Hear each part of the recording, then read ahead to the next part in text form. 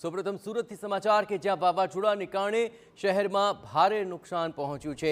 Dumas road પર આવેલ સ્વર્ણનગરી party પ્લોટની અંદર ડેકોરેશન ધરાશાયી થઈ ગયું હતું। અહીં વિશાળ આલિશાન મહેલની થીમ પર બનાવેલ ડેકોરેશનને નુકસાન પહોંચ્યું છે અને ગઈકાલે રાત્રે ભારે ઝડપે પવન ફૂંકાયો હતો।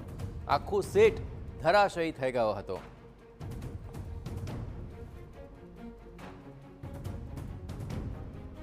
જે રીતે મોડી રાત્રે સુરત અને દક્ષિણ ગુજરાતની અંદર મિની વાવાઝોડા જેવી સ્થિતિ જે સર્જાઈ હતી અને તેના કારણે દક્ષિણ ગુજરાતની અંદર અનેક નુકસાન છે તે સામે થયા હોવાની જે વાતો સામે આવી રહી છે, ત્યારે સુરતની વાત કરીએ તો સુરતની અંદર પણ અનેક પાર્ટી પ્લોટ છે, અનેક જે મંડપો છે તેની અંદર ભારે નુકસાન થયાની જે વાત છે તે સામે આવી છે। અત્યારે સીધા દ્રશ્યો જોઈ શકાય છે કે ડુમસ રોડ ઉપર આવેલી સુવર્ણનગરી જે પાર્ટી પ્લોટ હતો તેની અંદર મસ્ત મોટું જે લગ્નનું જે મંડપ જે બનાવવામાં આવ્યું હતું અને તે મિની વાવાઝોડાની અસરના કારણે આખું ધરાશય થયું છે। દ્રશ્યો જોઈ શકાય છે, ભારે નુકસાન છે તે જોવા મળ્યું છે। અત્યારે આ રીતની સ્થિતિ છે તે તમામ છે લાખો રૂપિયાનું જે નુકસાન છે તે જોવા મળી રહ્યું છે। ખાસ કરીને વેસુ વિસ્તારમાં આવેલા જે પાર્ટી પ્લોટો છે ત્યાં પણ જે ફંક્શન ચાલી રહ્યું હતું અને જે એલઈડી છે તે પણ નીચે જે ધરાશય થયું હતું।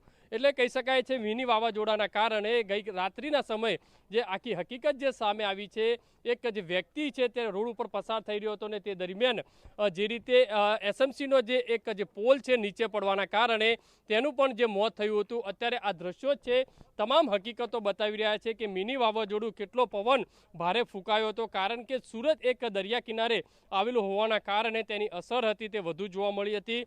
સૌથી મહત્વની વસ્તુ એ છે લાખો કરોડો રૂપિયાનું નુકસાન છે તે સુરત શહેરના અલગ અલગ વિસ્તારોની અંદર જોવા મળી રહ્યું છે। ખાસ કરીને જે ઝાડો છે તે રોડ ઉપર પડી ગયા હતા, અનેક વાહન ચાલકો ભારે મુશ્કેલીમાં મુકાયા હતા।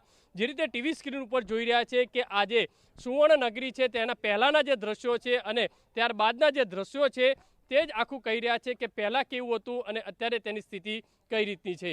કેમેરામેન સંજય ચંદ્ર સાથે બલદેવ સુથાર, TV9 સુરત।